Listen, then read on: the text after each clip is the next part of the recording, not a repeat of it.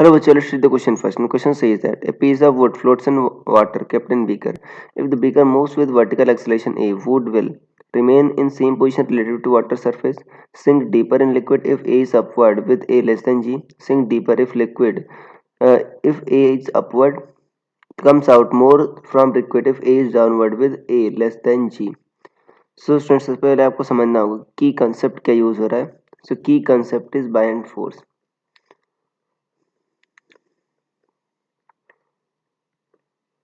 BIND force बच्चों आपका एक अपवर्ड फोर्स होता है जो अगर लिक्विड पर लगता है, मतलब बॉडी पर लगता है जब कोई बॉडी आप लिक्विड में सबमर्ज करते हो या फ्लूइड में सबमर्ज करते हो. अब देखो बायएंड फोर्स, अब देखो जो बायएंड फोर्स होता है बच्चों वो होता है, उसका फॉर्मूला होता है, मान लो वॉल्यूम सबमर्ज क्या है V और जी इफेक्टिव कितना है बच्चों आपका, जी इफेक्टिव ऐसा कर दो ये, और ये क्या है डेंसिटी. ये क्या होता है बच्चों, वेट के ही बराबर है, बट यहाँ पर जी की जगह जी इफेक्टिव लिखते हो आप. अब देखो पहले केस में क्या कर रहा है बच्चों, ये ऊपर मान लो मूव कर रहा है और शुरुआत में मान लो अभी क्या है रेस्ट में है, राइट. शुरुआती कंडीशन क्या थी बच्चों, मान लो V आपका वॉल्यूम सबमर्ज्ड, इसका मास क्या m है.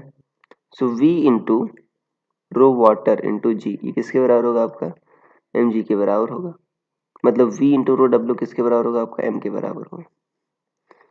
ये होगा पहला केस. ये है. दूसरे केस में अगर A से ऊपर ले जाया जाए तो देखो बच्चों जी इफेक्टिव भी आपका चेंज होगा.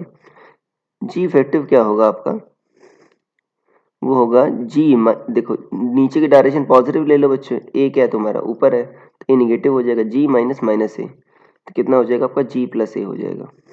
बट अभी आपका ब्लॉक भी बच्चों आपका इक्विलिब्रियम में नहीं है, ब्लॉक भी ऊपर मूव कर रहा है. तो अभी क्या लिखोगे, F net equal to M A लिखोगे, ये लिखोगे.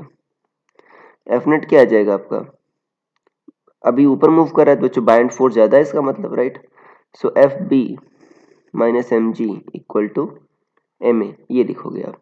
एफ बी कितना है, V into rho into G effective क्या है बच्चों, G plus A minus M G equal to क्या है, एम ए.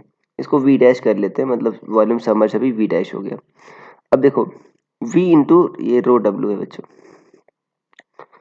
यहाँ पर ये देखो एम जी की जगह क्या होगा आपका, V into rho V dash into rho W into G plus V dash into rho W into A minus M G equal to क्या आ जाएगा आपका, एम ए आ जाएगा, राइट.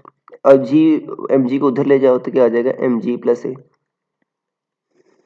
और ये V dash into rho W into G plus ए,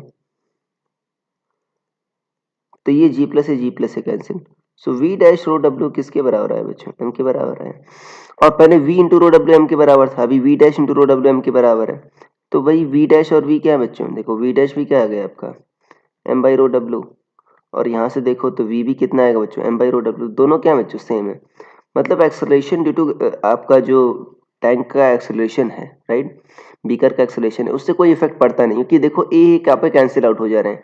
अगर ए आपका नीचे भी हो गया तो ए की जगह माइनस अगर ए रख दोगे बट फिर भी वो कैंसिल आउट हो जाएगा, राइट. तो एक्सेलरेशन से आपका जो वॉल्यूम ऑफ आपका वुड सिंक्ड है, कितना सिंक है, वो असर नहीं पड़ेगा उससे एक्सेलरेशन से.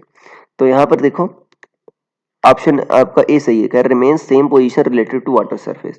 कह रहा सिंक बच्चों आपका फर्दर डीपर नहीं होता, तो 2 3 4 तो गलत हो जाएंगे, क्योंकि कह रहा है इसमें सिंक डीपर, और फोर्थ में कह रहा है कम्स आउट. तो बच्चों सेम ही आपका सिंक जो पोजीशन है, पोजीशन सेम ही रहेगी, उतना उससे ज्यादा ना सिंक होगा ना बाहर निकलेगा.